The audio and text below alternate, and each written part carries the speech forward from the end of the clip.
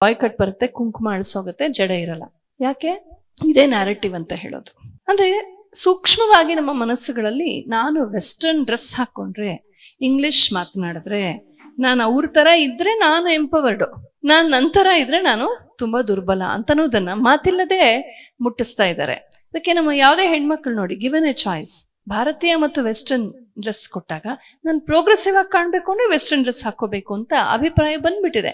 ಅದಕ್ಕೆ ಕಾರಣ 70 ವರ್ಷದಿಂದ ಸಿನಿಮಾ ಮೂಲಕ, ಯಾಕಂದ್ರೆ ಸಿನಿಮಾನೇ ದೇವ್ರು ಅವ್ರಿಗೆ ಆ ತರ ನ್ಯಾರೇಟಿವ್ಸ್ ನ ಮಾಡಿದ್ದಾರೆ. ಯಾರು ಮಾಡಿಸಿದ್ದಾರೆ? ದುಡ್ಡು ಕೊಟ್ಟು ಮಾಡಿಸಿದ್ದಾರೆ. ಅದೇ ಬುರ್ಕಾ ಬಗ್ಗೆ ಆಗ್ಲಿ, ಇನ್ಯಾವುದೋ ಕ್ರಾಸ್ ಬಗ್ಗೆ ಆಗ್ಲಿ ಆ ತರ ಅಭಿಪ್ರಾಯ ಬರೋದಿಲ್ಲ. ಅಲ್ಲಿ 3 ಸಲ ತಲಾಕ್ ಹೇಳಿದ್ರೆ ಅವಳ ಜೀವನ ಮುಗಿದೋಯ್ತು. ಅದು ಯಾವ್ದ್ರ ಬಗ್ಗೆ ಯಾರು ಮಾತಾಡಲ್ಲ. ಯಾಕೆ? ಮಾತಾಡಿದ್ರೆ ತಲೆ ಉರುಳುತ್ತೆ ಅಂತ ಗೊತ್ತಿದೆ. ಆದ್ರೆ ನಮ್ಗೆ ಯಾರ ಬಗ್ಗೆ ಏನ್ ಬೇಕಾದ್ರೂ ಮಾತಾಡ್ಬೋದು, ಸಹನಶೀಲರು ನಾವು. ಹಾಗಾಗಿ ಬಾಯಿ ಮುಚ್ಕೊಂಡಿದ್ದರಿಂದ ಈ ಅಪಾಖ್ಯಾನಗಳು ಹರಡಿದೆ.